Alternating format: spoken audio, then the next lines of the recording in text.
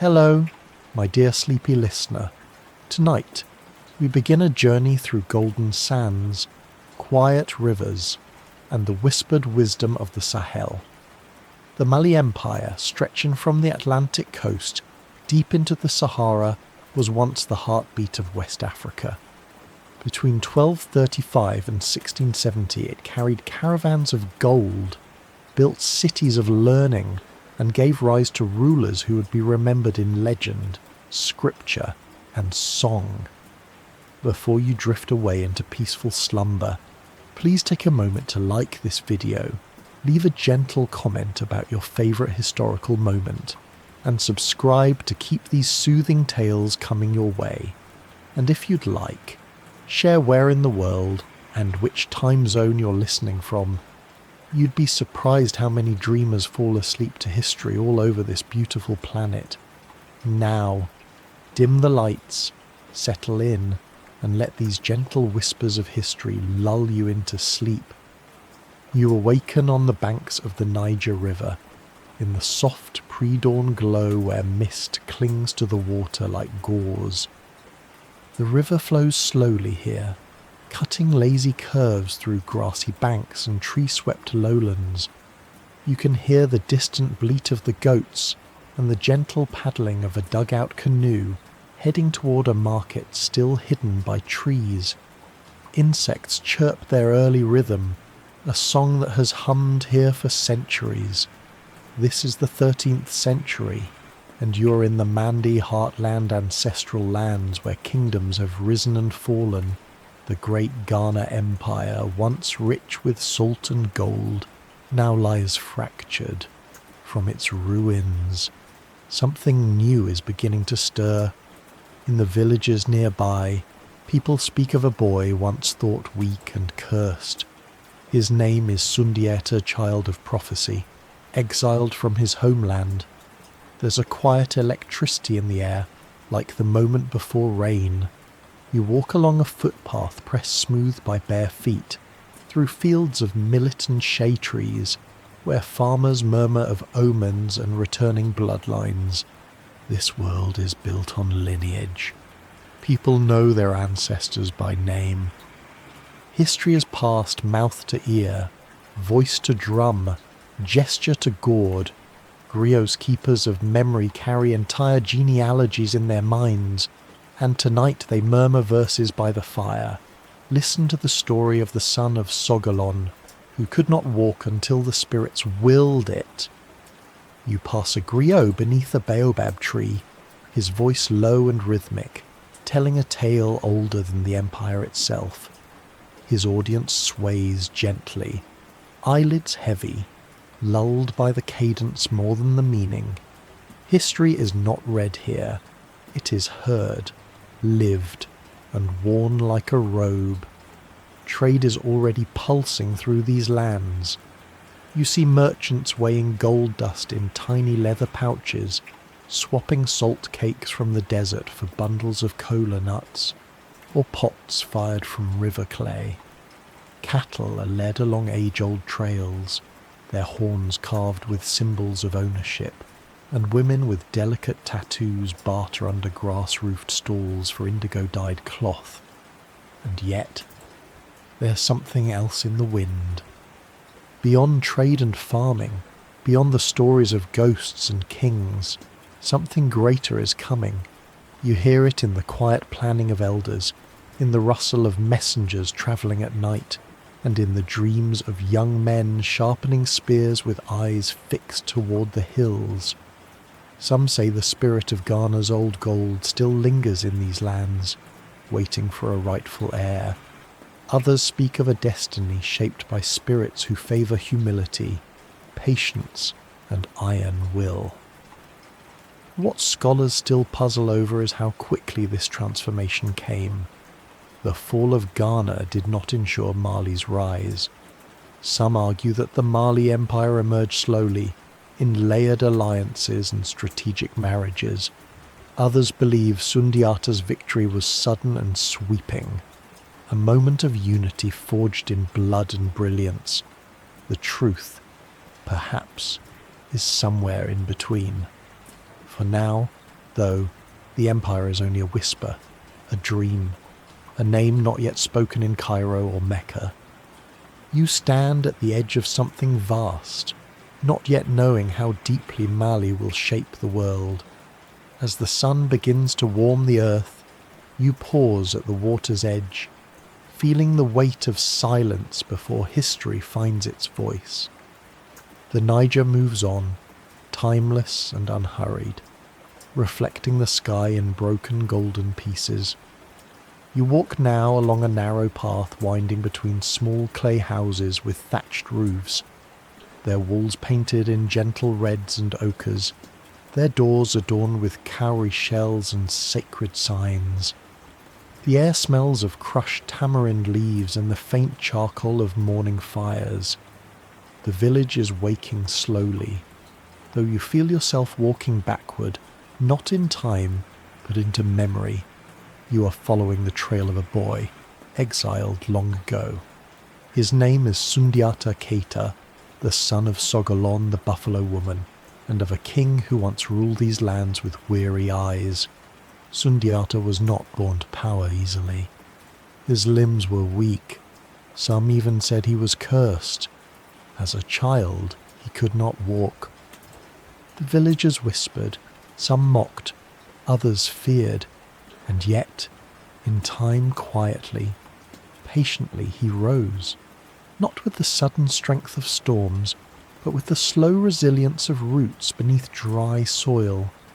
One day, legend says, he pulled himself upright using an iron rod crafted by a blacksmith who sang while he worked. That rod became a cane, the cane a symbol. He was walking, and soon he would lead. You trail behind him as he and his mother wander from village to village, strangers in their own homeland. Sogolon teaches him patience. The road teaches him hardship. In exile, he learns languages of neighbouring peoples, customs foreign yet familiar. And Sundiata listens, always listens. He gathers wisdom like pebbles in his pouch. You find them resting near a grove of she trees, drinking from calabash bowls filled with goat milk. Children gather nearby to listen as an old woman sings of ancestors and fate. Sundiata does not interrupt. He only nods. He knows now that one must listen to a story many times before fully understanding the silence between the lines. Years pass this way. The world changes quietly. Traders come with tales of new rulers rising.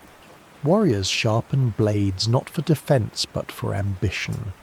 And then, word reaches Sundiata Sumaoro Kante. The sorcerer king of the Soso has conquered his home. Sumaoro is said to have magical powers. He rides with owls. His armour is studded with talismans made from human bones. Some say he cannot be killed by ordinary weapons. He rules through fear, and many chiefs bow to him or vanish. But the people remember Sundiata. Messengers find him. Old allies whisper, "Come home." And so, after years in exile, Sundiata returns. This return is no sudden triumph. It is a careful march. You walk beside him as he gathers allies, one clan at a time. He offers not just revenge, but unity. Not just war, but balance. Each campfire meeting echoes with the rhythm of talking drums. Packs are sealed with cola nuts and quiet promises. One night, in a forest clearing, a griot tells Sundiata the genealogy of every chief who has joined him. Each name is a thread in the cloth of destiny. Sundiata listens in silence, then thanks the griot not just for the names, but for the reminder of what binds them. Historians still debate whether Sundiata's rise was fueled more by myth or strategy.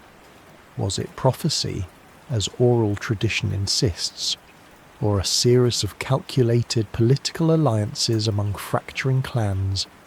Some suspect his tale has been polished over generations, smoothed like river stones, and yet the impact is undeniable. Whether legend or fact, the story still shapes identity across West Africa today. You arrive now at the edge of the battlefield. The land is quiet before the storm. Spears glint in the fading sun. Warriors murmur prayers into their shields, and somewhere, in the shadows, Sumaoro watches, cloaked in silence. But yes, that is for tomorrow. For tonight, you rest among those who've come home not to conquer, but to reclaim. The air is heavy with dust and hope. Someone begins a song, low and rhythmic, about a lion born in exile, returning to roar. You lie back, eyes half closed, and think about all the kings who began as stories, and all the stories that began as whispers in the grass. Dawn breaks over the plain of Kirina. You stand at the edge of the tall grass, the earth damp beneath your feet, the air still and watchful. The sun spills gold across the horizon, as if echoing the future fortunes of Mali. But for now, all is breath held in silence.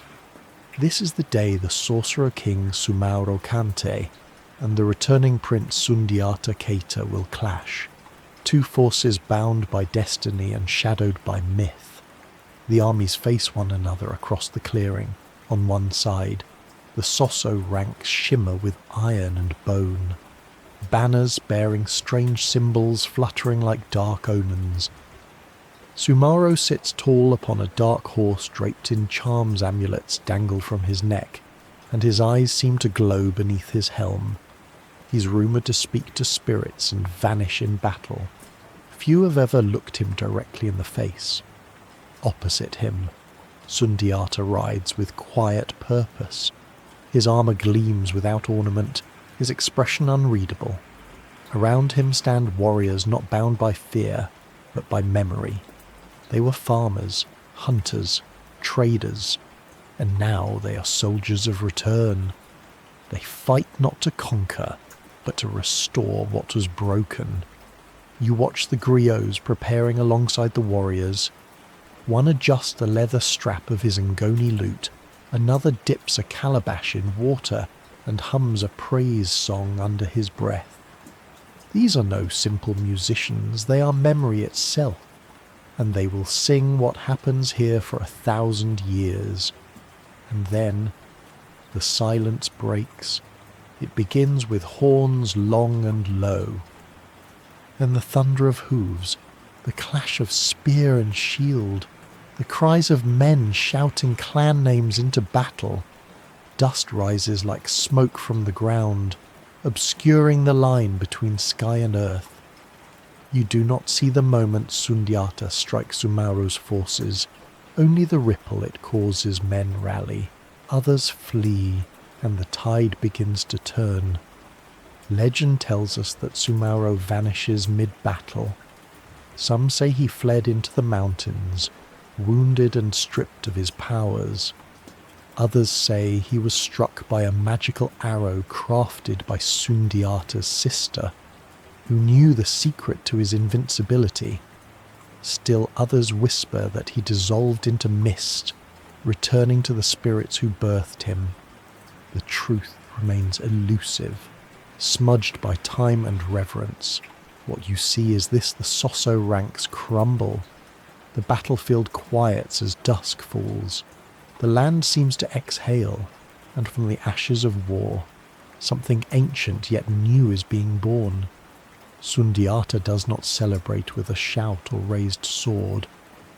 He kneels beside his griot, listens as the first lines of the victory song are sung, and then turns his face to the west to home.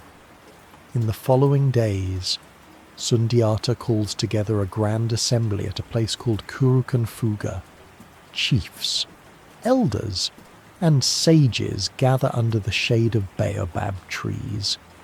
You sit at the edge of the gathering, listening as new laws are declared. A constitution. Some scholars suggest a charter of rights and duties, balancing clan traditions with unity. Cattle are protected. Women's roles in society are respected.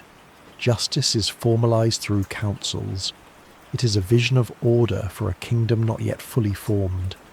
Here, Mali truly begins not in bloodshed, but in agreement, in debate, in voices layered like woven cloth. There is debate among modern historians about the nature of this constitution. Was it truly enacted as early as the 13th century, or was it remembered later and backfilled into legend? Some say the meeting is more poetic than factual, but still, it lives in the minds of people today, remembered as a moment when power bent toward peace. You linger in this place, watching as drums resume their peacetime rhythm. A mother calls her son home.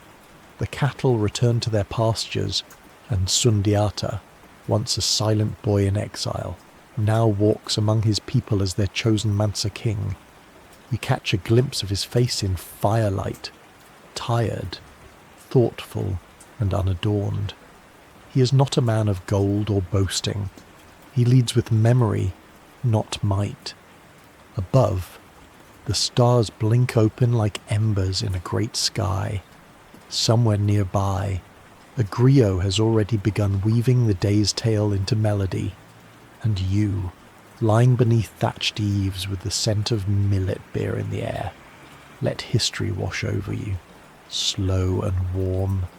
The land is quiet again, but it will never be the same. You awaken in Niani, the capital of the Mali Empire, though no border marks your arrival. Instead, the city reveals itself gently. You emerge from a forested path into a bustle of markets, courtyards, and couriers. Earth-toned buildings rise in gentle clusters, built of sun-dried brick and timber, their flat roofs trimmed with bundles of millet straw. Goats wander lazily between stalls where women sell baobab fruit, woven mats, and pots shaped by hand. This is not a city of marble or stone. It is a capital grown from rhythm built along the curve of the Niger, its heart beating with stories, trade, and governance. You can feel it, something settled and certain in the air, like a drumbeat long rehearsed. At its centre is the royal compound where the Mansa resides. You approach quietly, past guards in red-dyed tunics and high-wrapped sandals. They carry iron spears tipped with copper glint, but their expressions are calm, more ceremonial than aggressive. This is a court at peace. Inside the royal grounds, you find no single palace, but a compound of connected spaces. One hut for council meetings, another for the griots, another for the women of the court, another still for guests. And yet everything seems to orbit around one man, Mansa Sundiata Keita. He does not sit on a jewelled throne. Instead, he rests on a carved wooden stool beneath an awning of woven reed. His posture relaxed, his speech measured.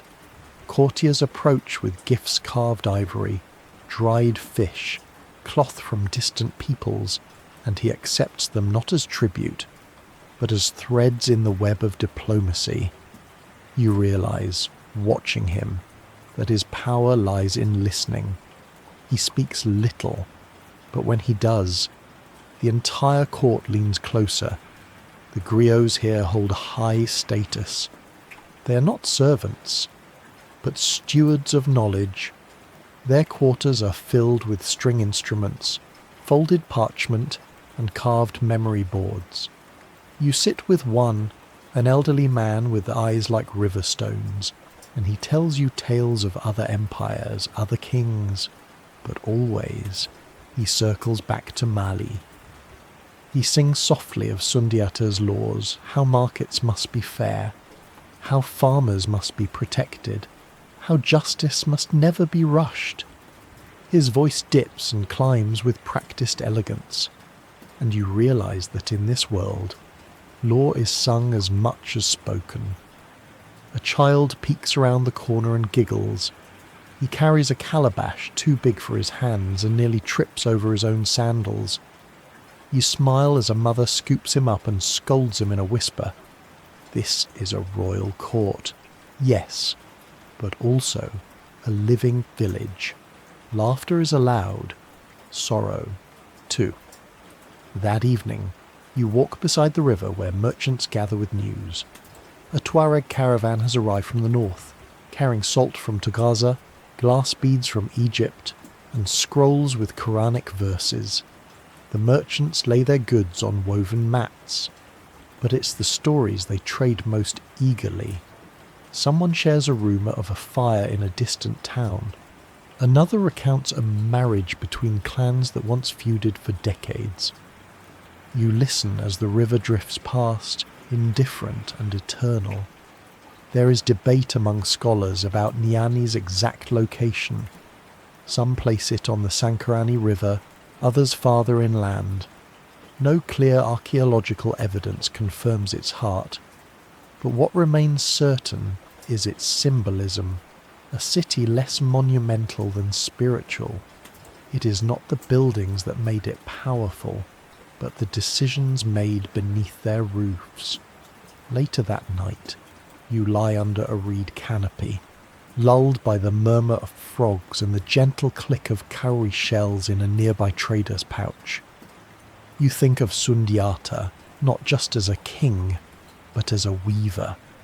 His empire, like his childhood, was built thread by thread, and now Mali stretches from forest to desert, bound not just by conquest, but by memory. As you close your eyes, you hear the griots still singing, not loudly, but with the confidence of those who know their words will outlast empires. You awaken to the slow sway of camels, their hooves padding quietly across the desert floor.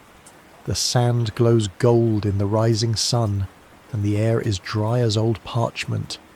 You're travelling with a caravan, one of the many that thread across the Sahara like arteries, connecting kingdoms, ideas, and lives. Ahead of you stretch weeks of wind and silence, but here, amid the steady rhythm of trade, time loses its sharpness.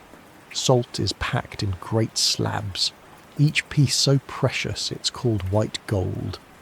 It's mined from the parched outposts of Tagasa and loaded carefully onto camels alongside cloth bundles and water skins. Gold dust, meanwhile, lies quietly in tiny leather pouches, sewn shut and worn around the necks of traders, hidden away like secrets. Together, these two elements, salt and gold, bind empires. The traders around you are quiet, seasoned. They wear indigo turbans that stain their skin a soft blue, a badge of pride and resilience. One offers you dates and smiles without speaking. Another hums a tune under his breath, part prayer, part memory. You feel the camel beneath you shift and adjust, its gait lulling you deeper into the journey. And yet this is not merely a trade route. It is a web of knowledge. At every well and way station, news travels. A new ruler in Niani, a scholar from Andalusia arriving in Walata, a merchant's daughter reciting Arabic poetry in Timbuktu. You begin to see the caravan as something more than commerce. It is a bloodstream for culture. In the evenings, fires crackle under star-blown skies. You sit beside one, sipping tea steeped in desert herbs, while a griot with a sun-creased face shares tales of distant cities. He recalls meeting a man who travelled from Cairo all the way to Mali with nothing but a camel and a dream. Another night, a debate breaks out between two elders. Was it better to trade with the Berbers of the north or the Wolof to the west? You listen, amused, as they argue gently into the night, their voices as warm as the coals between them. Historians sometimes disagree about the scale of this trade. Some suggest the volume of goods was exaggerated in later accounts. Others believe that Mali's control of the trans-Saharan routes made it one of the wealthiest empires in the world. The truth, like the desert itself, shifts depending on your angle. You arrive now at a market town, a stopping point between empires. It bursts with life. Children dart between baskets of cola nuts and bolts of dyed fabric. A man with copper bracelets barters for carved tusks. Women sell incense from small gourds, the smoke curling up like prayers. You buy a handful of smoked fish wrapped in leaves and eat it slowly as drums beat somewhere in the background. What strikes you most isn't the gold, though it glitters in secret places, but the rhythm. The soft, unbroken rhythm of life along the trade routes. Everyone seems to know their place within it. Even the sand plays its part, shaping and reshaping the path but never fully hiding it. By nightfall, you rest beneath a tent made of woven camel hair. The stars above are impossibly close, scattered across the sky like grains of millet. You lie back, arms folded beneath your head, and let the hum of trade and travel lull you into stillness. Somewhere in the distance, another caravan begins its journey, its lead camel calling out to the dark with a low, moaning groan. And so the world turns, softly, gently, under a sky older than kings. You awaken beneath the wide, dust-dappled canopy of an acacia tree. Its branches stretch in all directions like the ribs of a giant umbrella, casting cool shade on the packed earth below. Around you, children sit in neat semicircles, each one holding a smooth slate board, their fingers coated in chalky dust. Their eyes are fixed forward, not on a blackboard or book, but on a man in flowing white robes, a marabou who recites softly from memory. You're in a Quranic school, but this is no classroom in the modern sense. It is open to the sky, ringed by stone prayer markers and wind-worn stumps. There are no desks, no paper, just the sound of recitation, repetition, and birds chirping above. The teacher's voice is low, melodic, each word enunciated with great care. The children repeat after him in rhythmic waves, learning the Quran line by line. Occasionally, he walks among them, tapping a slate gently with a stick or smiling as a child corrects herself. A pot of water simmers nearby, and when one child stumbles over a verse, another offers a gentle nudge with a whisper, not a laugh.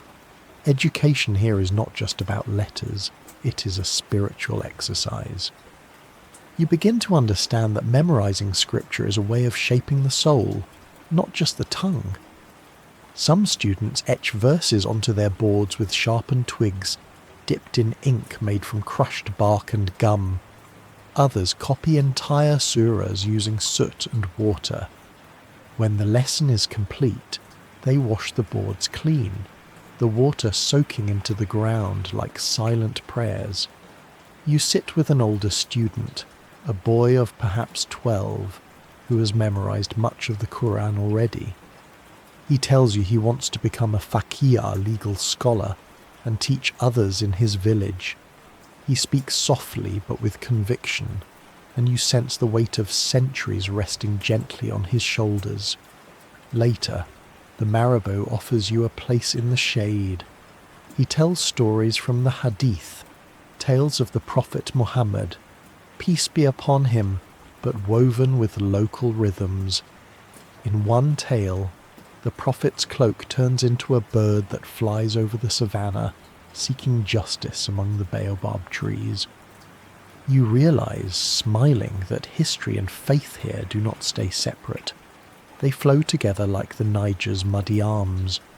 Many historians marvel at how education in Mali spread through oral transmission and intimate instruction, especially in rural settings like this one. While the great cities are celebrated, Timbuktu, Gao, Jenny, it's here. Beneath trees and beside wells, that much of Mali's spiritual and intellectual life took root. Some scholars debate how many children actually reached advanced learning, but few deny the importance of these humble, shaded schools. As midday heat rises, classes dissolve into quiet. Children wander home, slate boards tucked under their arms, their recitation still echoing faintly in the air.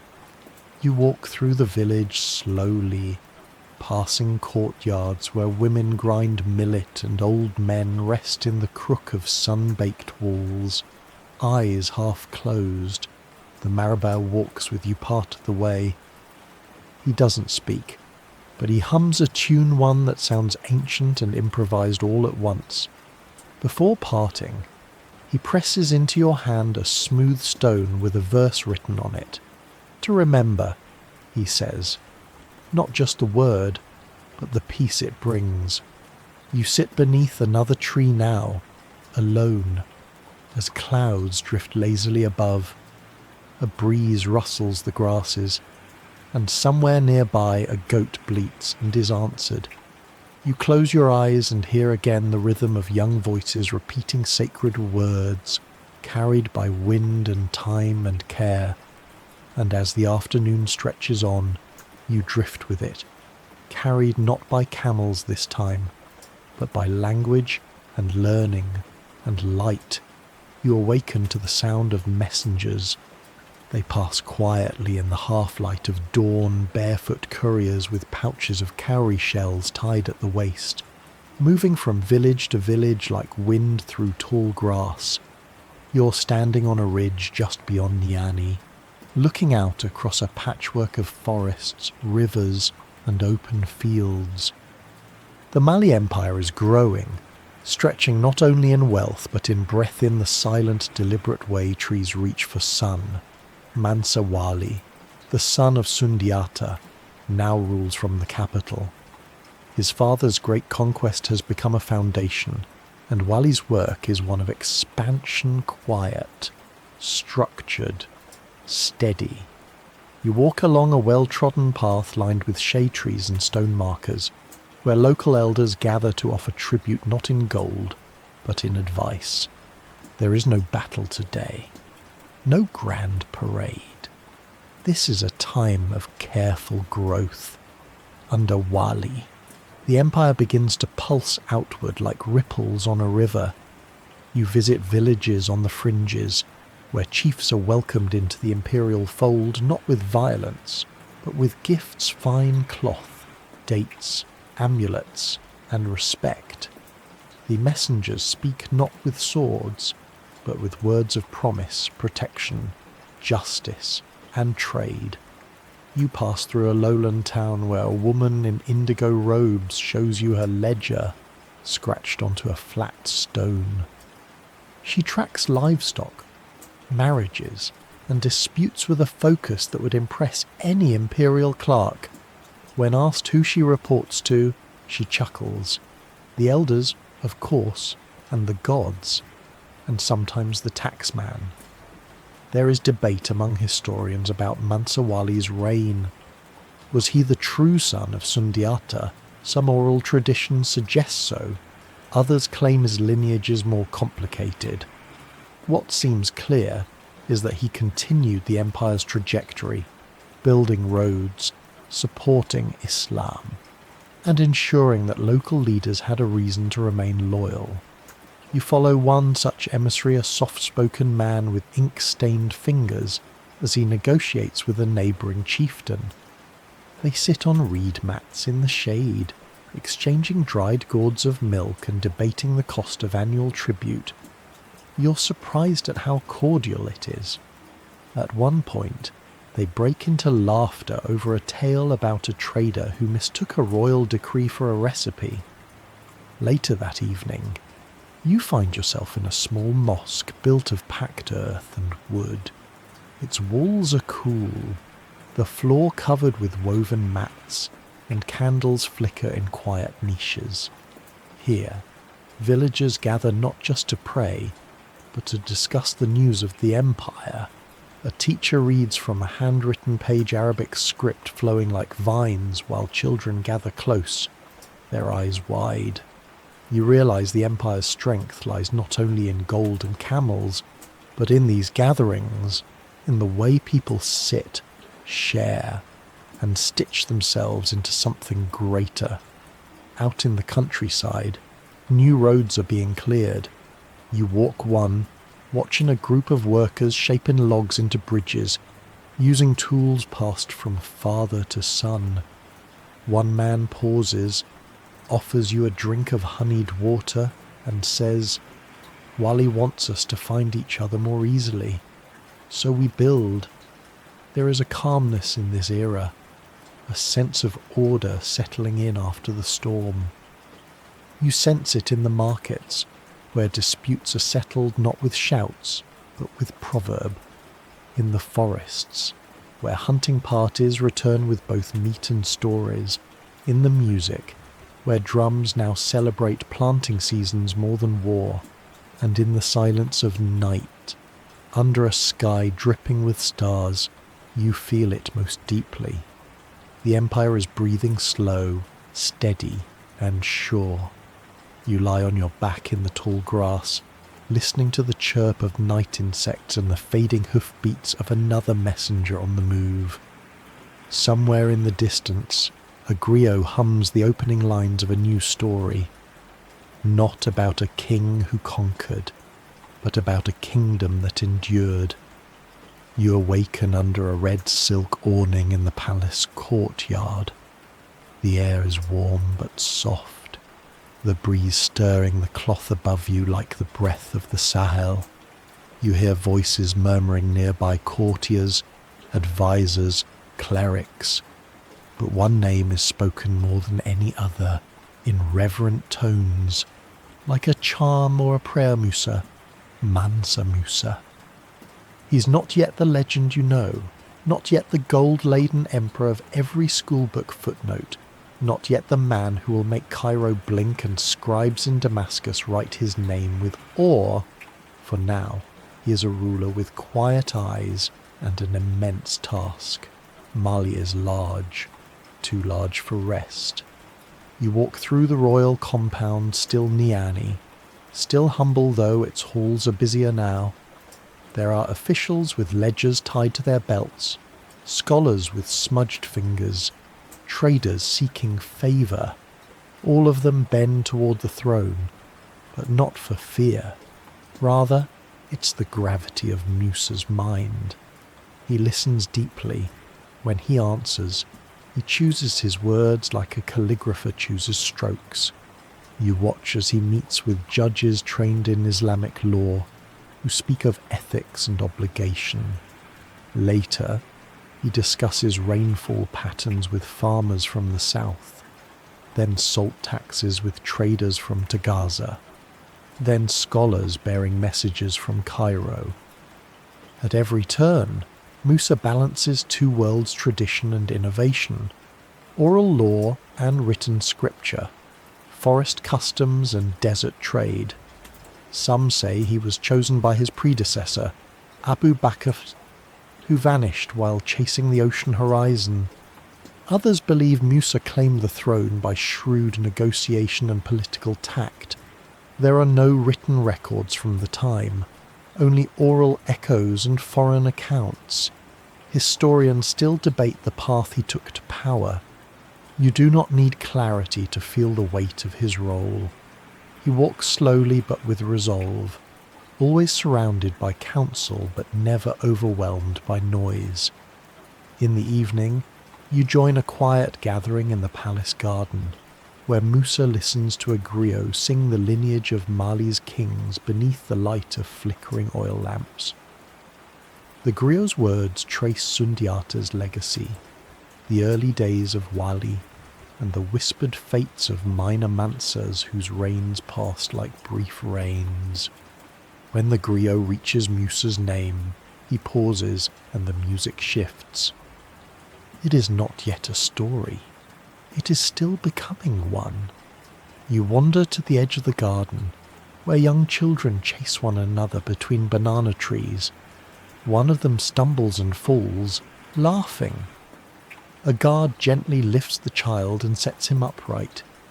You're reminded that even in the halls of power, softness endures. In the following days, Musa begins to prepare. Whispers travel like wind through courtyards and markets. He will make the hajj, the pilgrimage, a journey across deserts and kingdoms to the heart of Islam, to Mecca itself. There is a hush around the plan, not because it is secret, but because it is sacred. Mali will not simply send offerings. Mali will go. Preparations begin quietly, then expand like ripples in a lake. You watch artisans polish saddles and jewelers craft crescent-shaped brooches. Elders sit together counting bags of gold dust. Scribes copy verses from the Quran onto pages bound in leather. The empire is not just preparing for a trip, it is preparing to be seen. Evening falls again. You walk with Musa along the outer walls, stars blinking open above you.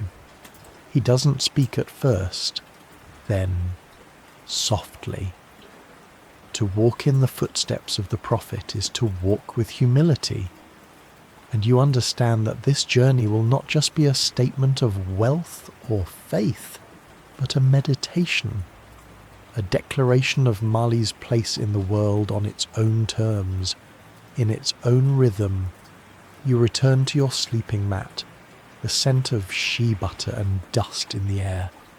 You can feel something enormous stirring, not with fanfare but with focus. And the road to Mecca, still unseen, already hums beneath your feet. You awaken to the shuffle of thousands. Camels sigh, men chant, and gold glints softly beneath layers of linen and dust. You are amid one of the most legendary pilgrimages in all of human history. Mansa Musa's caravan is moving slowly, majestically across the western edge of the Sahara, stretching as far as the eye can see. This is not simply a journey. It is an event, a statement. A walking empire, you ride near the middle of the column, the desert winds brushing your cheeks as you observe the vast procession. There are servants carrying parasols, cooks preparing meals in iron pots swaying from camels, scholars debating softly from the backs of mules, and everywhere the shimmer of golden saddles, golden bridles, golden staffs in the hands of royal guards. Mansa Musa rides beneath a canopy of embroidered cloth, flanked by advisors and musicians. His face is calm, focused, not extravagant, but steady. He greets people along the way not with flourish, but with warm dignity. When villagers come to see him, bringing bowls of water or dates, he responds with blessings, not coins. The scale of the journey is staggering. Some estimates say over 60,000 people travel with Musa, others say fewer, but still enough to stir awe. Each person has a role. There are griots, camel drivers, legal scholars, prayer leaders, and emissaries. Each camel, of which there are hundreds, is loaded with bags of gold dust, used for gifts and hospitality along the route. You stop at a well along the way. Children gather near, fascinated by the procession. One girl runs up and offers a handful of dried figs to a passing scholar, who bows in thanks and begins reciting a verse of poetry. Her eyes widen. Each town the caravan enters becomes a stage. People gather early in the day to catch a glimpse of the golden tide. Some shout praises, others simply watch in silence, wondering how such a vision exists. And as the caravan moves onward, it leaves behind more than dust. It leaves stories. When the caravan reaches Walata, you hear the first real change in tone. The desert is behind you now, and the settled Islamic towns of the north lie ahead. Mosques rise from the dust like ships, made of stone and mud, their towers capped with crescent moons. You begin to notice conversations between Musa's scholars and those in these northern towns. They discuss law, astronomy, the nature of divine justice. One night, you sit under the stars as two men compare the number of moons mentioned in the Quran. They disagree, but with such joy that you almost forget they're arguing. There are uncertainties. Of course. Some wonder whether Musa gave too freely, spending gold so lavishly that prices destabilized in cities like Cairo. Others speculate about the exact number of attendants and camels. The Arabic chroniclers like Al-Umari would later preserve grand accounts, though even they admitted their sources often contradicted one another. Was it 100 camels, 300? Did he build a mosque every Friday? Or was that poetic invention? But you don't need the numbers. You are here, walking beside him. You see the effort to balance generosity with order, faith with politics. Mansa Musa prays at every mosque. He gives alms freely. He listens more than he speaks. As the caravan crosses into Egypt, the mood shifts again. This is no longer familiar terrain. The Nile stretches wide, and the cities bustle with noise and complexity. You smell spices and roasted grains in the air. The people of Cairo await. The final camp before Cairo is hushed. Servants polish every strap and buckle. Robes are shaken out. Prayers whispered longer than usual. Musa sits apart that evening, reading quietly beneath a lantern that sways in the wind. His brow furrows. He's preparing not for an entrance, but for understanding.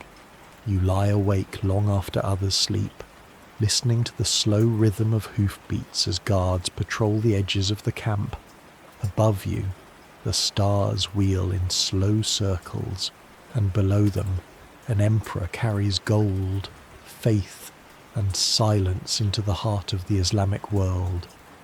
You awaken in the shimmering streets of Cairo. The noise arrives before the people shouts, murmurs, distant drumming. Dust kicks up under thousands of feet as the golden procession winds its way into one of the grandest cities of the medieval world. Mansa Musa has arrived, and nothing in Cairo will be quite the same again. You stand beneath the colonnade, watching the caravan pass. Cairo's citizens line the roads, leaning from balconies, climbing rooftops, calling to one another in Arabic, Nubian, even Greek. Merchants pause in their stalls mid-sale. Children gape at the embroidered robes, the polished camels, the regal calm of Musa's retinue. The emir of Cairo dispatches officials to welcome Musa, but confusion quickly brews. Musa, raised in a culture of quiet dignity, does not immediately bow to the Sultan, nor does he shout his arrival. He prefers to pray at the mosque, to meet the scholars. It takes time before he consents to visit the royal court, and when he does, the city quivers. He enters the Sultan's palace with humility, but his sheer presence disrupts the rhythm of Cairo. Gifts are exchanged: gold, robes, perfumes. Musa gives freely, perhaps too freely. In the markets that week, prices shift. Gold becomes more abundant. Egyptian scribes note a sudden inflation. For years to come, the city's economy will feel the tremble of this brief encounter.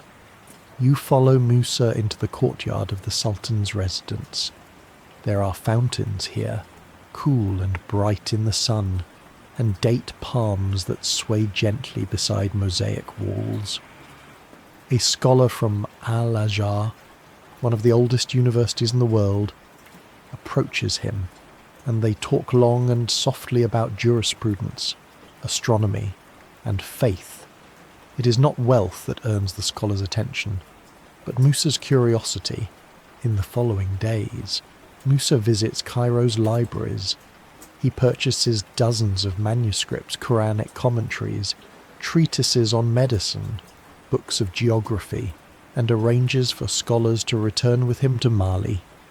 You sense his purpose growing sharper to enrich his empire not only with gold, but with knowledge. One morning, you walk through the Fustat quarter and overhear two merchants whispering in awe. He gave a bag of gold for a bowl of water, one says, to a child. The other adds, and then said nothing, just smiled and kept walking. It's hard to know which stories are true. Did he really give out enough gold to devalue an entire currency? Some scholars doubt the scale, suggesting that Arabic chroniclers like al-Makrizi exaggerated for dramatic effect. Others argue that while the numbers might blur, the impact was real and deeply felt. You find yourself wondering too. Perhaps it was not about how much gold was given, but how it was given open-handedly, without calculation. Musa seemed to carry an empire not on his shoulders, but in his stride. One evening, after a long day of prayer and conversation, you walk with Musa through a garden. The trees are heavy with citrus fruit. The call to prayer rings from a distant minaret, soft and comforting. Musa is quiet, as he often is at dusk. Then he says, barely louder than the breeze, even gold turns to dust. But what we learn, that does not die. You don't respond. You don't need to. You simply walk beside him until the lanterns are lit and the stars return. The day Musa leaves Cairo, the city feels hollowed out, as if something luminous had briefly passed through and vanished. But the effects linger in stories, in shifting gold markets, in scribbled margins of scholarly manuscripts. You ride at the rear of the caravan now, looking back as the city shrinks on the horizon. Ahead lies the long road to Mecca, but already the tale of Mali has entered the books of others, etched not only in ink but in astonished memory. And you are there, gently folded inside that memory, like a coin tucked in silk. You awaken to the murmur of pages. They rustle like palm fronds in a dry season breeze. You're in Timbuktu now, though this is not the Timbuktu of myth, not yet the symbol of impossible distance. It is real, warm with sun-baked clay, and alive with scribes, scholars, and traders. You walk through narrow lanes lined with flat-roofed buildings, their walls etched with designs that echo both the desert and the Nile. Dust kicks gently beneath your feet as robed figures pass, some carrying slates, others manuscripts, all moving with quiet purpose. This is a city that breathes parchment. Here, the libraries are not isolated towers or guarded vaults. They're rooms in family homes, private collections wrapped in cloth, bound in leather, kept safe from termites and time. Some are as small as 10 volumes. Others hold hundreds. Together, they form a constellation of knowledge unmatched in much of the world at this moment. You visit one such home, where a man named Ahmad unrolls a scroll with care. The writing is precise, dark as wet ink despite its age. He explains, gently, that the manuscript is not his but his grandfather's, and his grandfather's before that. It's a commentary on astronomy. Beside it sits another on law, another on medicine, another on farming and how to predict the rain by the shape of clouds. Children sit in the corner, practicing calligraphy on wooden boards. Their teacher doesn't raise his voice. He simply nods when a student recites correctly and pauses when the cadence falters. You wander into Sankore, the great mosque university. Its pointed towers rise like sun-warmed fingers, sculpted from mud and wood. A scholar there tells you that Mali does not just import knowledge, it grows it. Debates are held weekly beneath archways. Disagreements are not fights, but exchanges. One argument you overhear concerns the ethics of pricing goods during drought. Another involves the direction of the Qibla in remote settlements. These are no idle musings, they shape life. And yet, historians still wrestle with the extent of Timbuktu's fame. Was it truly the pinnacle of learning in the Islamic world, or did European fascination later inflate its legend? Some Arabic accounts celebrate its scholarship, others pass over it briefly. Still, the thousands of surviving manuscripts found centuries later in crates, closets, and clay pots say something enduring lived here. You meet a blind scribe who has memorized hundreds of texts. He traces Arabic letters with his finger and recites them flawlessly. The page fades, he says with a smile, but memory keeps its ink. Evening brings a hush to the city. Lamps flicker in doorways. You sit beneath a tamarind tree with a young girl who explains her lesson from the day how the moon can tell time, how silence can be a kind of wisdom, and how every letter of Arabic carries both a sound and a soul. You think of all the caravans you've walked with, all the gold that's passed through markets, and you realize this is Mali's true wealth, not the dust of gold, but the dust on the books. You fall asleep in a quiet corner of the mosque courtyard, the soft sand beneath your mat, the stars above blinking in contentment. Somewhere nearby, a teacher continues his lesson in a voice barely louder than breath. You do not need to understand every word. The rhythm alone is enough. In a city where books outnumber buildings, you sleep knowing the past is not forgotten. It is copied, line by line, into eternity. You awaken to the scent of wet clay and incense. The air is warm, not scorching, and filled with quiet labour. You are in Timbuktu still, but at a different threshold, the edge of Jingareba Mosque. Its walls rise from the earth itself, made not of stone but of sun-dried mud, sand, and rice husks, shaped by hands that have memorized the curve of desert winds. It is morning, and construction is underway. Artisans move slowly but with practiced rhythm, like a dance choreographed by centuries. They climb wooden beams that jut from the mosque's sides torn. They're called doubling as both decoration and scaffolding. The mosque breathes through these beams, and so do the workers. You join them, not to lift bricks, but to observe. The imam, dressed in soft blue robes, greets you with a smile. We build not just for today, he says, but for tomorrow's memory. And then he gestures for you to watch as more mud is shaped, pressed, and layered. This is Mansa Musa's legacy in motion. After his pilgrimage, after Cairo and Mecca, he returned not only with wealth, but with purpose. He brought back architects, scholars, and visionaries.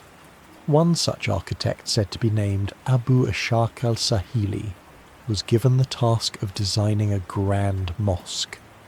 Whether he truly drew its first lines or simply inspired its form is still debated.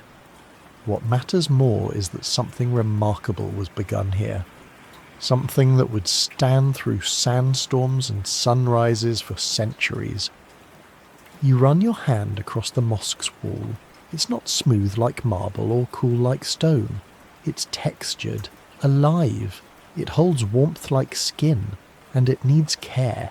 Every year the community gathers to replaster it, repairing cracks, renewing the surface, as if tending to a sacred living body. Inside, the prayer hall is dim and serene. Pillars hold up the roof, and slits in the walls let in shafts of golden light. No ornament glitters here, No stained glass, no towering minarets. Yet the silence itself feels like decoration pure and uncluttered. You sit beside an elderly man who's come to pray. He carries a wooden board etched with verses. After his prayers, he tells you he helped repair the roof 50 years ago. My son will do it next, he adds with a soft chuckle. And his son, inshallah. The mosque is not only for prayer, though. It is a centre of gathering, debate, and learning. Outside, boys and girls study beneath awnings. A teacher explains how the sun's shadow can mark the time for afternoon prayer, and how geometry reveals the direction of Mecca. One child asks why the mosque was made of mud instead of stone. The teacher smiles, because here, mud lasts longer than memory, and memory lasts longer than gold. You close your eyes and listen to the breeze passing through the narrow alleys. The air smells faintly of smoke and dried mint. You hear the call to prayer begin soft and lilting, not thunderous. It doesn't demand your attention, it invites it. That night, as lanterns glow in doorways and the city grows quiet, you return to Niger River one last time. A full moon rises behind it, casting gentle shadows on its angled walls. The beams of Toron stretch outward like fingers holding sky. You lie on your back in the sand, eyes half closed. You think of all the mosques in the world, grand and gilded, and yet, here in the Sahel, this earthen place holds something different. A softness, a humility, a wisdom born of wind and work. Historians debate how much of the mosque's design can be attributed to al-Sahili, or how much is truly Musa's vision, but none question its endurance. None deny the care that still surrounds it. As sleep begins to pull you under, you hear one last line spoken softly by the Imam as he extinguishes the last lantern, a mosque built of earth, but standing in heaven. You awaken beside a fire at the river's edge. The night has barely faded, and the sky glows pale violet above the Niger's shimmering ribbon. You sit among travellers, traders, herders, pilgrims wrapped in blankets of indigo cloth and wool. One stirs millet porridge in a clay pot. Another tunes a stringed instrument that looks like a lute carved from a gourd. But most wait in stillness. Then a voice begins. It is deep, smoky, and slow, like the river's own speech. A griot. You lean in. Tonight's tale is of hunters who could speak to hyenas, of queens who fought with words rather than swords, of a farmer who once challenged a sultan to a riddle contest and won with a proverb no one had heard before. The listeners do not interrupt. No one checks a page or asks for a reference. Here, history lives in the mouth and moves through ears like a breeze through grass. You notice how the griot's fingers move as he speaks, sometimes snapping, sometimes drawing shapes in the air. His voice shifts pitch to become an old king, a petulant child, a laughing river spirit. These aren't just performances, they are preservation. He sings of Sundiata, of course, always Sundiata. But this version lingers on moments that the scribes don't write: his love of sour tamarind, his habit of speaking to trees, his laughter when goats chased his royal guards. You glance around. No one doubts the details. Everyone knows that truth is not a single thread, but a tapestry. A small boy leans against his mother's shoulder and asks, "Did Mansa Musa really float gold on water?"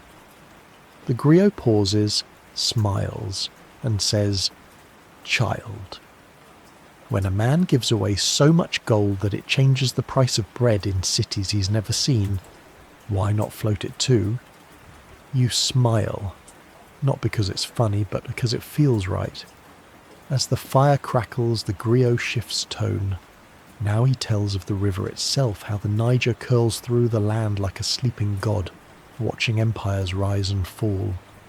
Mali, he says, is not only in cities and palaces, it is in the way the people speak to the wind, in how the drum knows when to pause, in the way we greet strangers with tea, not suspicion.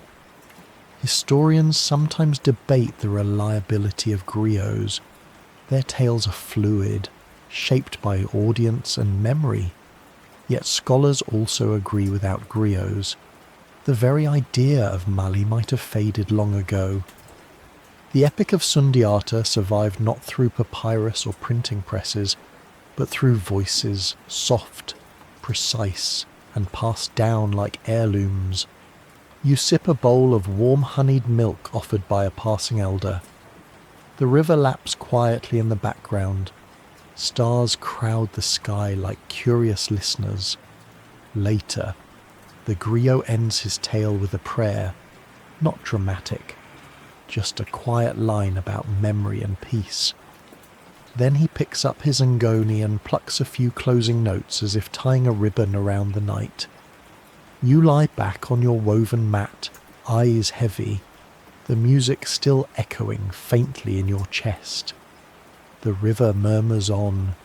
Somewhere nearby, a mother hums a lullaby, and a donkey shakes its ears and goes still. You realize that Mali's heart was not only gold, nor even knowledge, but story. A story retold so often, so carefully, that it refuses to be forgotten. You drift off with the griot's voice still in your head, not a single word, but the feeling of it gentle, knowing, and endless. You awaken facing west. The sea lies beyond the horizon, but you can almost hear it. A restless Kabtis, quiet rumble beneath the breeze. You're in a coastal village, one of Mali's western edges, where palms replace baobabs and the air smells faintly of salt and distant possibility. Fishermen haul in their nets just as the sun rises. Their boats are long and shallow, painted with geometric patterns and named of ancestors. The morning market stirs nearby, where women grind cassava and sell mangoes from broad woven trays. But here, today, your attention is drawn to the sea, because this is where the story begins to shimmer.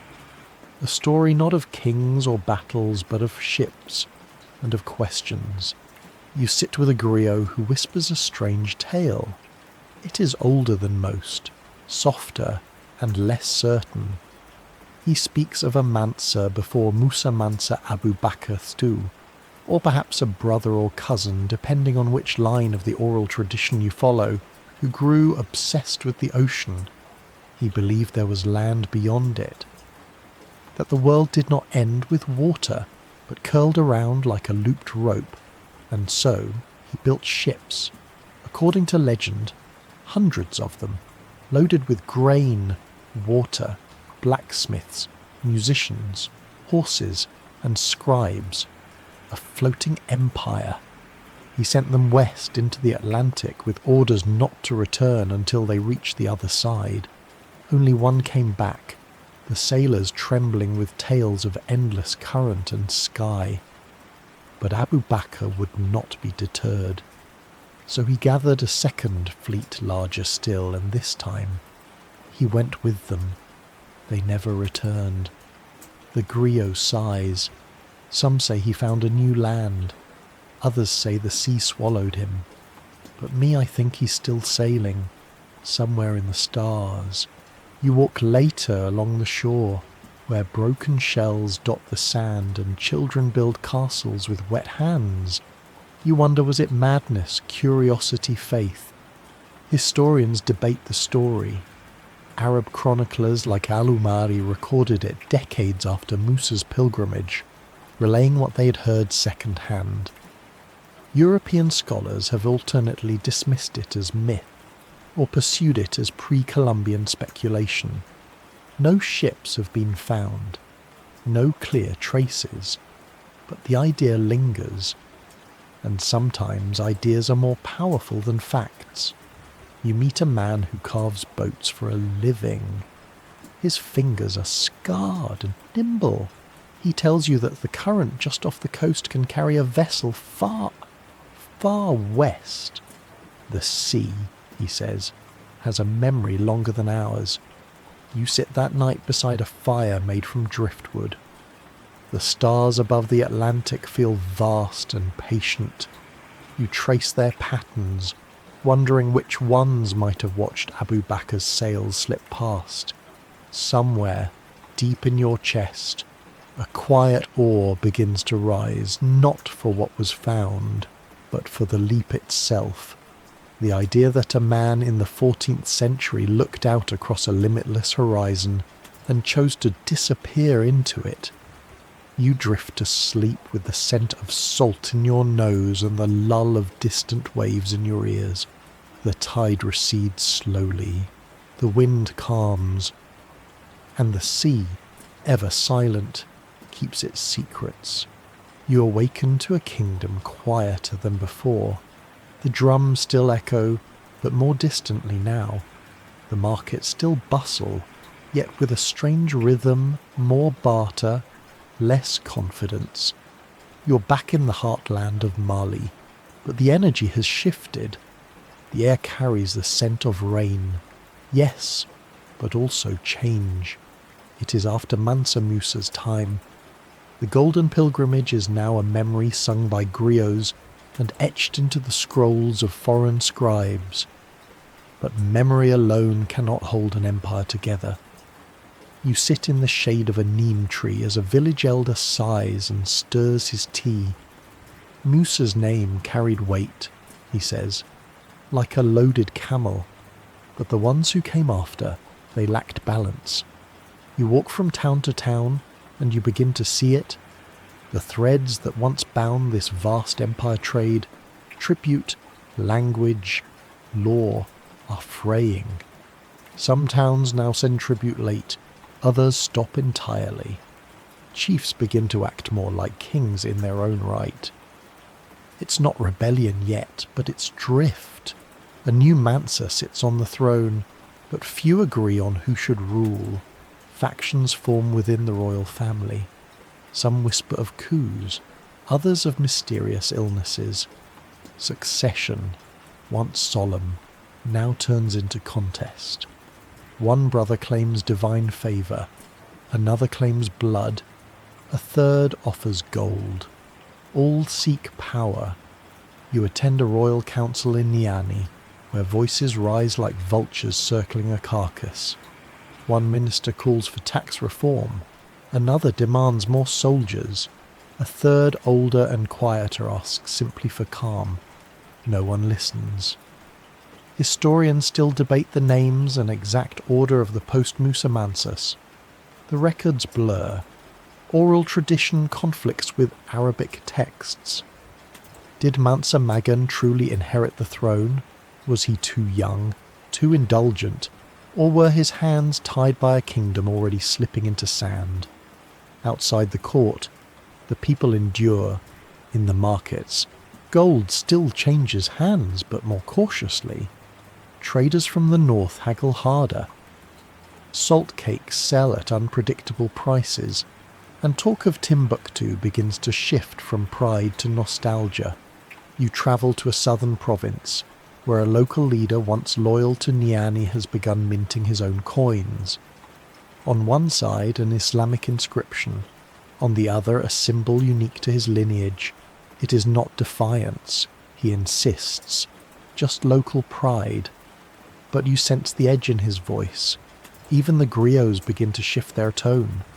The tales of Sundiata and Musa still open ceremonies, but now they're followed by lament songs about fading borders and wayward sons.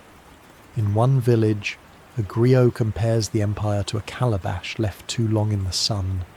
Beautiful still, he sings, but cracked, and yet the land itself remains. The Niger still curls through the plains. The cattle graze, the rains fall and retreat in their ancient rhythm. A young girl draws her name in the dust with a stick. A boy recites verses by moonlight. You realize the empire isn't vanishing, it's dispersing like ink in water. The structures of power grow soft, but the culture persists in hearts, hands, and habits. One evening, you climb a hill overlooking Niani. The city flickers below, still busy, still proud but smaller. A wind picks up, rustling your robe.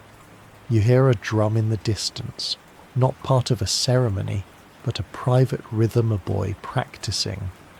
You lie down beneath the stars and remember the weight of gold, the whisper of griots, the ships that sailed west, and the scholars who carried ink-stained scrolls through the desert, and now a kingdom, drifting, but not lost, just floating, gently in history's current.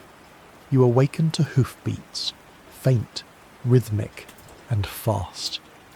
The sound rolls over the savannah like distant thunder. You rise and scan the horizon.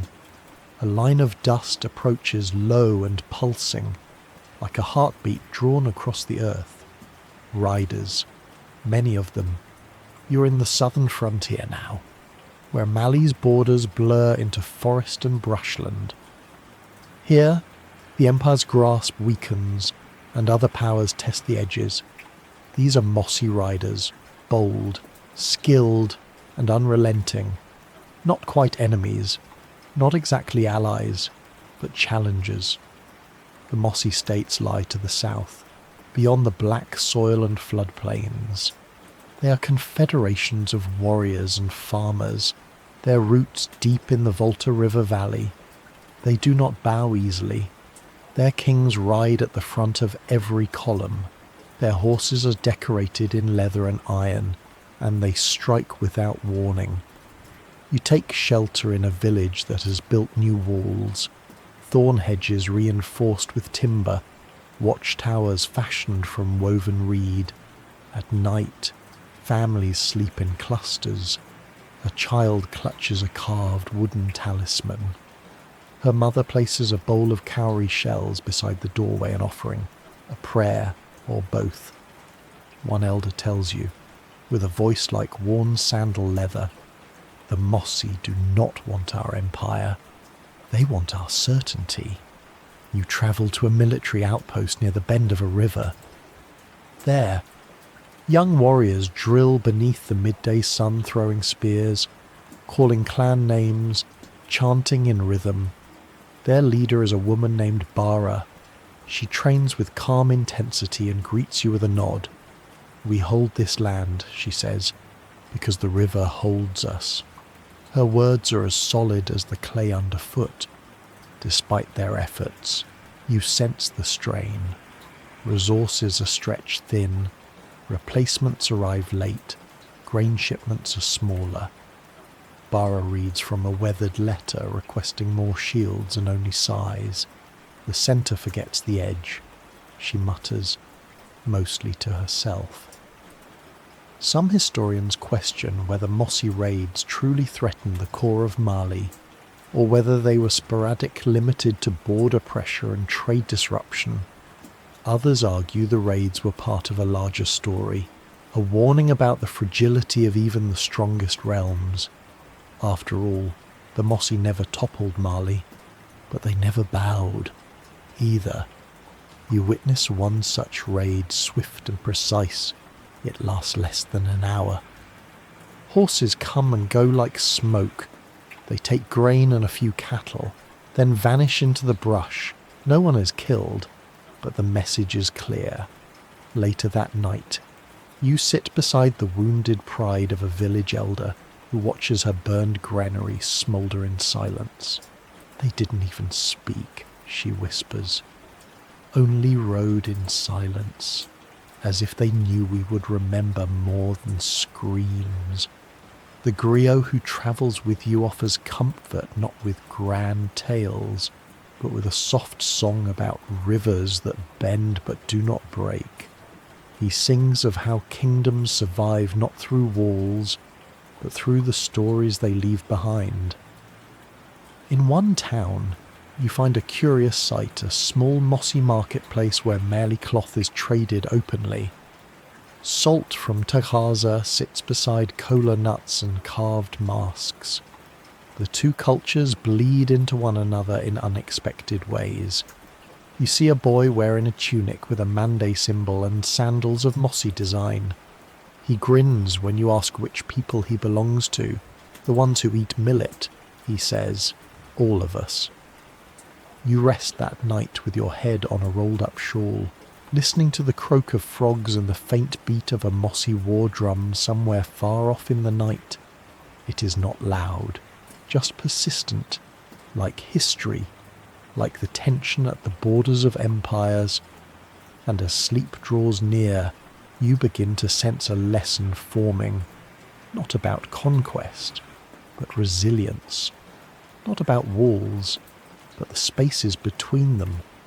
You awaken near the great bend of the Niger, where the river loops and hesitates, as if reflecting on its own path. The land is rich here. Fields hum with the rustle of sorghum, and cattle roam freely through open brush. But there is another movement rising beneath the surface. You hear it in marketplaces, in whispered conversations, in the sharpness of border patrols. A name returns again and again, Gao. Once a vassal to Mali, the city of Gao is stirring. Songhai is rising. You travel eastward, following the river, and arrive at a bustling port. Boats carved from hollow logs are tied to stakes, loaded with fish, bundles of cotton, and crates of manuscripts. The people speak Soni, not Mande. The rhythm is familiar but distinct.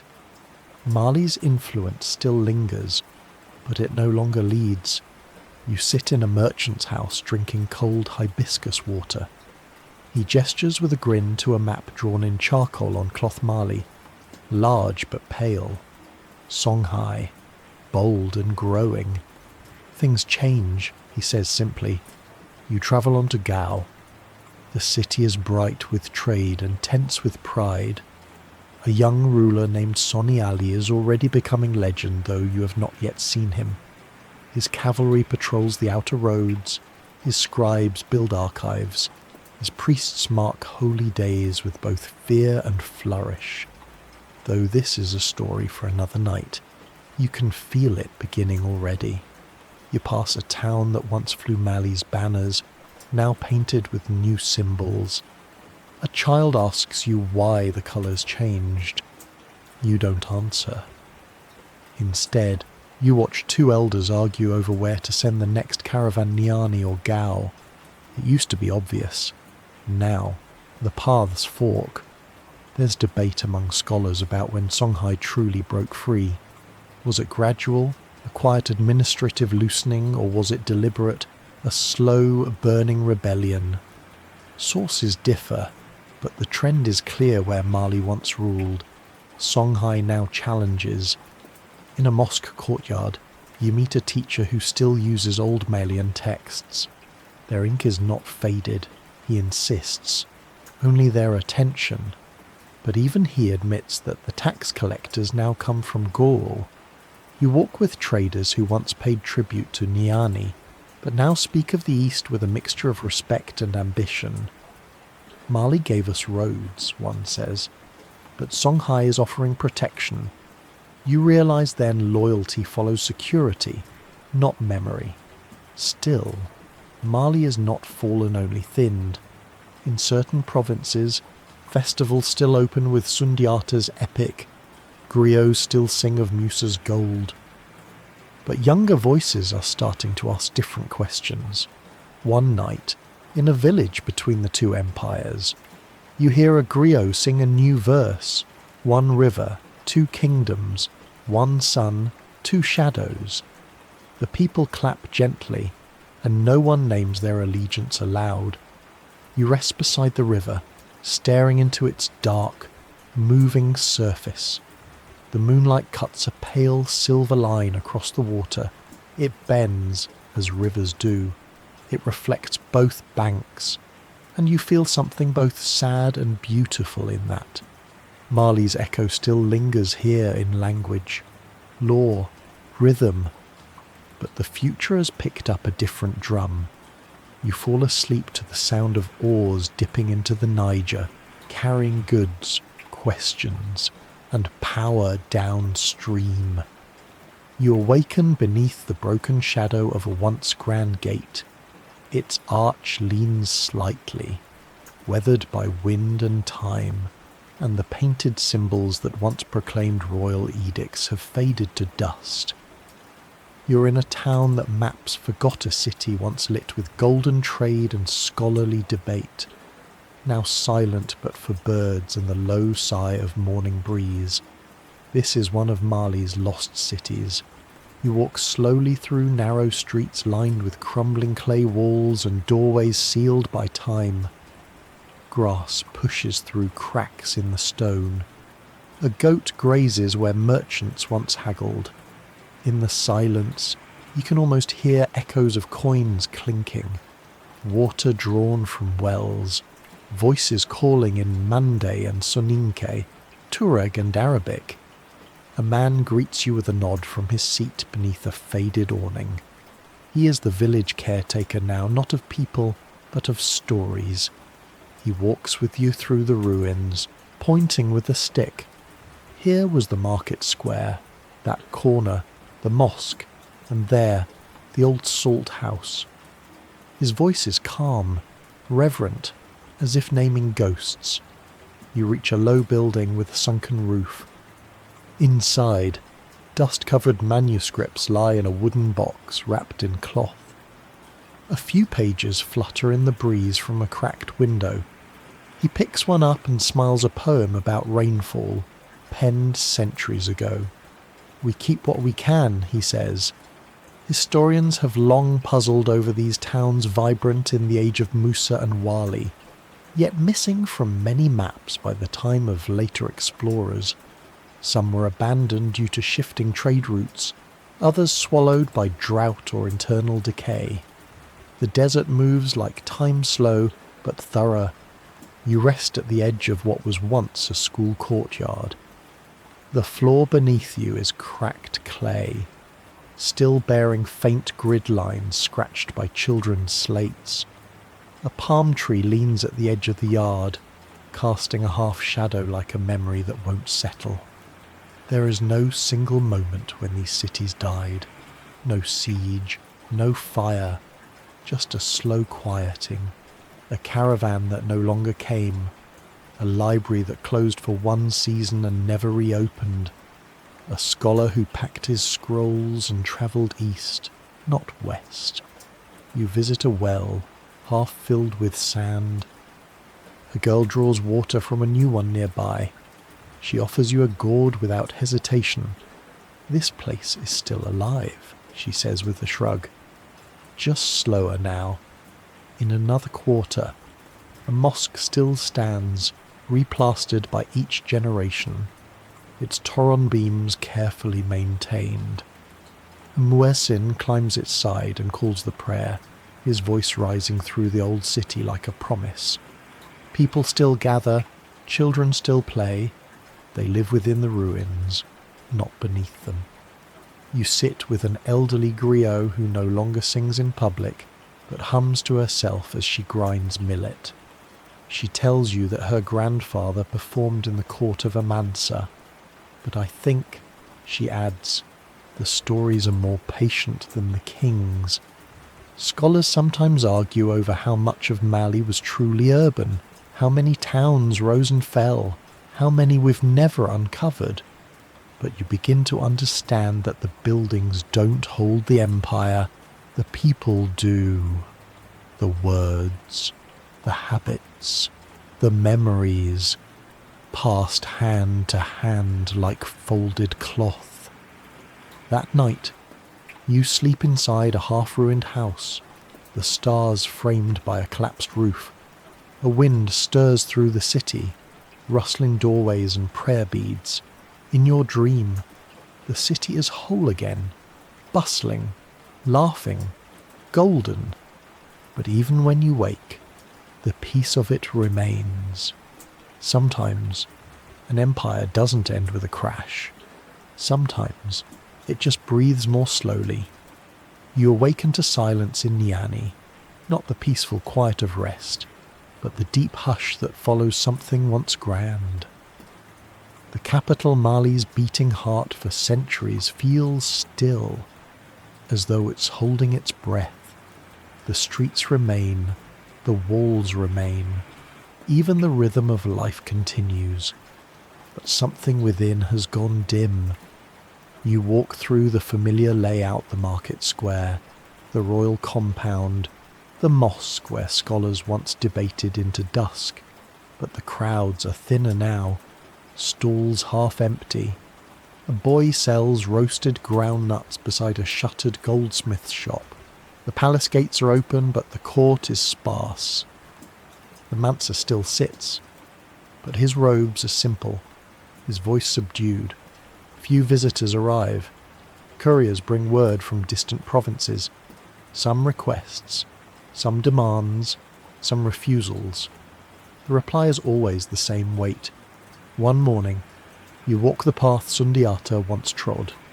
It's overgrown now with grass, the ritual stones uneven beneath your feet. A griot sits nearby, his lute resting in his lap, unused. He tells you the instruments of memory grow heavier when no one listens. You ask him when things changed. He doesn't answer with a date. Instead, he tells a story about a well that dried up, not because the spring vanished, but because too many people drew from it too quickly, without ever filling it back. You visit the council chamber. There's talk of rebellion, not in loud words, but in absence. A northern province hasn't sent tribute in 2 seasons. A southern chief no longer includes the Mansa's name in prayers. One advisor shrugs. They are not leaving. They've simply stopped returning. Historians still argue over when Niani truly fell. Some believe it was sacked by invaders. Others say it withered from within, as the Songhai Empire rose and drew Mali's strength eastward. Some oral traditions claim the royal court relocated entirely, perhaps to Kangabar or even further south. But no version includes a dramatic end, only drift. You walk to the edge of the city, where the walls give way to fields. Farmers still tend their crops. Children still laugh and chase each other around trees. But when asked who rules them, their answers are vague. The elders, one says, the spirits. Another, a teacher still instructs students under a fig tree, but his lessons are shorter now. Fewer students stay to hear the full verse. The chalkboard is old. The books are mended with string, yet his voice remains firm. This, he says, pointing to a tattered map of Mali, is still us. You climb the hill behind the city, where once a lookout kept watch for caravans. The tower is gone, but the view remains. You see the river curl lazily below, the rooftops of Niani clustered like memories refusing to leave. At dusk, the mosque's call to prayer echoes faintly. Fewer voices join it. The great mud wall of the royal enclosure casts long shadows. A woman walks home with a basket on her head, balancing with practiced grace, and then, slowly, lights begin to appear in windows. Oil lamps, candles, fire pits. Niani sleeps, not in ruin, but in retreat. You settle beneath the same neem tree where elders once advised kings. The breeze carries the scent of wood smoke and earth. You hear a flute in the distance, a young boy playing, unsure of the tune but full of breath. Empires end this way more often than not with fire, but with fading, not with collapse, but with distance, like the sun slipping below the horizon, not vanishing, just waiting to be remembered. and Niani waits. You awaken in the hush of parchment and dust. The city is quiet, no longer the bustling Timbuktu of caravans and scholars, but a softer version. You walk slowly through the quarter once alive with debate and song, past shuttered schools and weathered homes, but in one corner light still flickers from behind an ancient wooden door. You enter gently. Inside, a man in his 70s sits cross-legged beside a chest. He lifts the lid with care, revealing stacks of manuscripts wrapped in cloth. Some are brittle with age, others inked so carefully they seem untouched by time. He nods for you to sit. "These are what remain," he says, not with sorrow, but with reverence. You help him unwrap one of the texts. It is a commentary on law, penned in elegant Arabic, its pages dotted with side notes from different centuries' ink, faded from black to brown, with marginalia shaped like leaves and stars. You spend the morning turning pages in silence. Here is a record of lunar eclipses. There, a guide to treating fever with local herbs. And here a poem, not about kings or war, but about the smell of the river after rain. You smile. He points to a manuscript with a broken corner and says, "That one was carried to Morocco and back again." He doesn't explain how. The story doesn't need telling. Only the journey matters. You ask him how many remain. He shrugs. Enough. You pass a window where the minaret of Sankore casts a long morning shadow. Its walls are cracked but still stand. A boy sweeps the courtyard below. A girl carries a stack of slate boards toward a shaded awning. A young voice begins reciting the alphabet softly, hesitantly. You realize now that Mali never truly disappeared. It faded, shifted, thinned, but in ink, in story, in tradition, it breathes. Historians still debate what the manuscripts say, or even how many exist. Some were smuggled into private homes during the upheavals of later centuries. Others were rediscovered in crates, their owners unaware of their significance. Some say there are tens of thousands, others guess higher, but all agree they are treasures. You walk once more through the city as the sun climbs. You pass a market where goods are fewer now, but the rhythms endure. A woman grinds millet beside her child. A man counts prayer beads, murmuring a verse. A griot sits alone, singing to himself, not for applause, but to keep the melody alive. You return to the manuscript room. The old man places a final scroll in your hands. It crackles as you open it.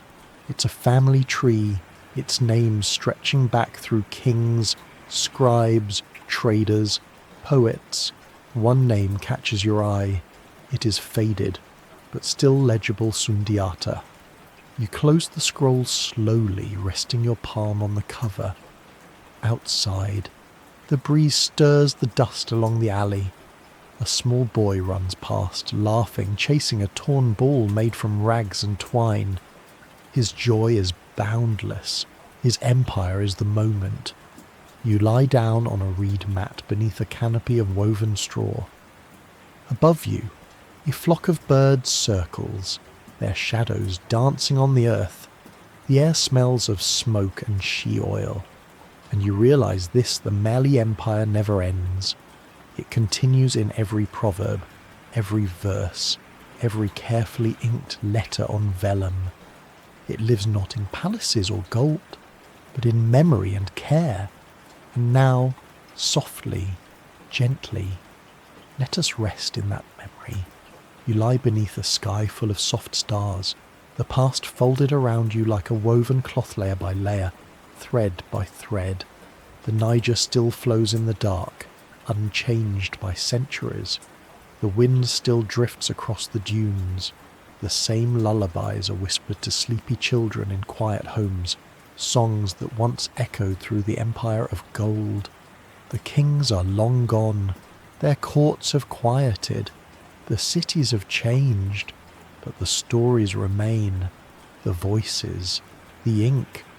You've walked with scholars beneath the mud towers of Timbuktu. You've sat beside griots whose words kept centuries alive.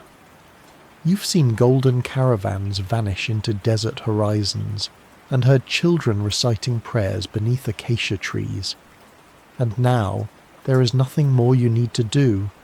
No more names to remember, no more dates to hold. Just this calm feeling of having touched something beautiful, something ancient, something that still hums gently beneath the surface of time. Let yourself drift now into a sleep lined with rivers and lanterns and songs. Let the empire dissolve around you, not with sorrow, but with grace. Let the night hold you, soft as sand, deep as history, and quiet as memory.